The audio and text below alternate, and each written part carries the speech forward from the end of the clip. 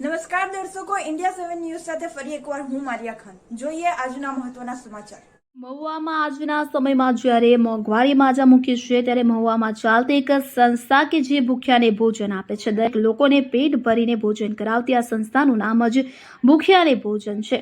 ભોજન વાનમાં ભોજન લઈને લોકો સુધી પહોંચીને ભરપેટ ભોજન કરાવે છે. આ સંસ્થાના મેનેજિંગ ટ્રસ્ટી શ્રી જસુભાઈ ધોળકિયા વધુમાં જણાવે છે કે લોકોને ત્રણેય પહોર ભોજન કરાવવામાં આવે છે. સાથે સાથે પશુ પક્ષીઓ માટે ચણ અને પાણીની પણ સેવા કરવામાં આવે છે. વધુમાં જણાવતા કહ્યું હતું કે આગામી દિવસોમાં હાઈવે ભોજન વાન પણ શરૂ કરવામાં આવશે કે જે પગપાળા જતા યાત્રાળુ વટે માર્ગોને ભોજન કરાવવામાં આવશે. આ ઉમદા સેવાકીય કાર્યની ચોતરફ સરાહના થઈ રહી છે.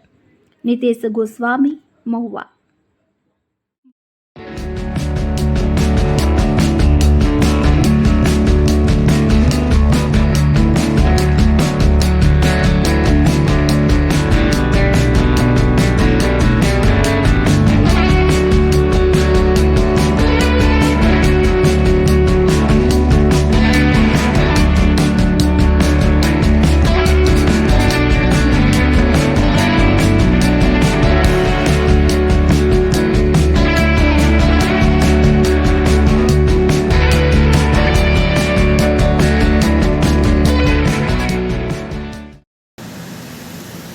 સીતારામભાઈ, મારું નામ જસુભાઈ ધોળકિયા.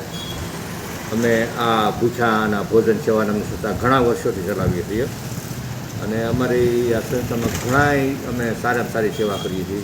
જેમાં કાંઈ દરરોજ 1000-1200 માણસ આસપાસની રસોઈ થાય. ફરતું પશુ પક્ષી ભોજન છે. ગાયો માટે પાણીના વેળા બનાવીએ છીએ. શ્રદ્ધાંજલિ ભોજન આપીએ છીએ. કોઈ ડિલિવરા બહેનોને શીરાની રાતની જરૂર હોય તો ચોખા ઘીનો રાગ શીરો ટુકડી આપીએ છીએ. અને આગામી ઘણી અમારી સેવાની યોજના છે કે ભાઈ ફરતું પાણીનું પ્રોગ્રામ અમે શરૂ કર્યું છે. પછી ફરતું હાઈવે ભોજન શરૂ કરવાની ઈચ્છા છે કે જે હાઈવે ઉપર શ્રમિકો હોય કે કોઈ પદયાત્રી હોય હાલીને જતા હોય એ લોકોને બપોરના 11 થી 3 વાગ્યા સુધી આ યોજના અમારી કદાચ અમલમાં આવે એવી અમે વિચારણામાં છીએ. તો હાઈવે ઉપર જે જતા હોય શ્રમિકો હોય અમને ઠંડા પાણીની બોટલ, જમવાનું અને સાથે છપ્પર વિતરણ પણ કરવાના અમારી ભાવના છે. તો આગામી દિવસોમાં એ પણ કરીશું. બાકી તો જેમ ઈશ્વર કરાવે એમ કરીશું. ભલે. સીતારામ.